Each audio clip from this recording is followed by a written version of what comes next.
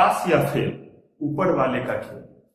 ठीक है, माना ये बात सही है, लेकिन कब तक सिर्फ इसी चीज को एक्सक्यूज बनाते रहेंगे?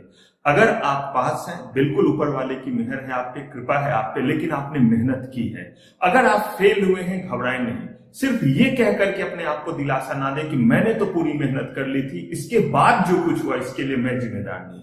मैं तो बस इतना ही मानता हूं कि आपके रिजल्ट सिर्फ और सिर्फ जो है वो आपके हाथ में है। अगर आप फेल हुए हैं बच्चे तो घबराएं नहीं। कहते हैं गिरते ही सहसवार ही मैदान जंग में, वो लोग क्या गिरे जो घुटनों के बल चले।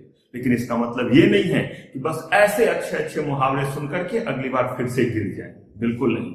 हमें जानना होगा कि आखिर क्या ऐसी गलती की थी, क्या कमी थी हमें जिसके कारण हमारा रिजल्ट नहीं हो पाया। दूसरी बात, जो बच्चे पास हैं, कॉन्ग्रेचुलेशन, मेरी हार्दिक बधाई, लॉट ऑफ कॉन्ग्रेचुलेशन बच्चे। लेकिन याद रखें, कहीं ऐसा तो नहीं है कि 2020 मैच के जैसा आपने बैट घुमाया और ये लग गया छक्का। टेस्ट मैच है सीएस का एग्जामिनेशन, अभी प्रोफेशनल का सफर है, आगे और भी पेपर्स हैं, ट्रेनिंग है, बड़े सारे चीज हैं। अगर आपने कहा कि नहीं सर हमने तो पूरे स्ट्रैटेजी के साथ किया था और आगे की भी स्ट्रैटेजी हमें पता है, तो मैं आपको बताऊं कि मैं आपके सामने एक ऐसे एस्पेक्ट को रखने वाला हूं कि आप सीएस के हर एक चीज को समझ जाएंगे कि आखिर हम फेल हुए तो वजह क्या था।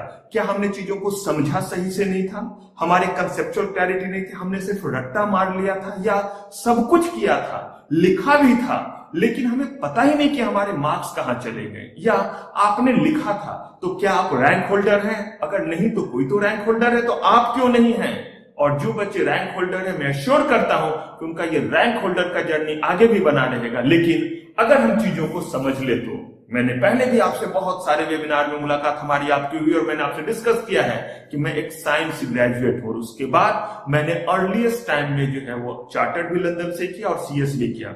वजह इतनी ही सी थी कि मैं चीजों को समझता था, इवेल्युएट करता था। आज के डेट में मैं आपको इन सारी चीजों के बारे में बताने वाला हूं कि कैसे आप प्रिपरेशन करें, और अगर हम किसी चीज को पढ़ रहे हैं तो कैसे पढ़ें कि वो हमें याद रह जाए, और याद रहने के बाद अगर लिखना रहे तो हम कैसे लिखें। जरा सोचिए, दो ही बातें तो है सीएस के लिए। पहली बात, क्या आपने चीजों को अच्छे से पढ़ा है, कॉन्सेप्ट क्लियर है, या रट्टा मारा है। दूसरी बात, अब चीजों का कॉन्सेप्ट क्लियर है तो भला लिखे कैसे, कैसे हम लिखे कमेंट को, कैसे लिखे एक्सटिंग्यूश को। और तीसरी बात भी जरा कर लें कि क्या हमें पता है कि कितने लिखने पे कितने मार्क्स आते हैं, क्या उनका इवैल्यूएशन का पैटर्न है।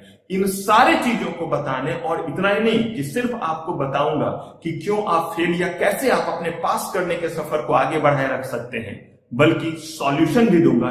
यहां तक भी सॉल्यूशन कि आप कहते हैं सर ये सब्जेक्ट बहुत टफ लगता है, मैं कहता हूं पढ़ के तो देखिए कैसे ये सब्जेक्ट टफ है। मैं बताता हूं आपको कैसे आसान है, और ये डेमो के साथ बताऊंगा, पढ़ाऊंगा और आपसे पूछूंगा कि बताइए ये टफ चीज समझ में आया या नहीं। तो चलिए बच्चों, मिलते हैं हम अपने इस वीक के अपने इस खास वेबिनार में, जहां पे हम इस पूरे रहस्य को, सीएस के पूरे माया जाल से पर्दा हटाने वाले हैं। और कल आप बिल्कुल ये नहीं कहेंगे कि पास या फेल सब ऊपर वाले का खेल, बिल्कुल नहीं, ये सब होगा आपके हाथों में। तो मिलते हैं वेबिनार में और मचाते हैं गदर। तब तक के लिए टेक केयर, बाय बाय।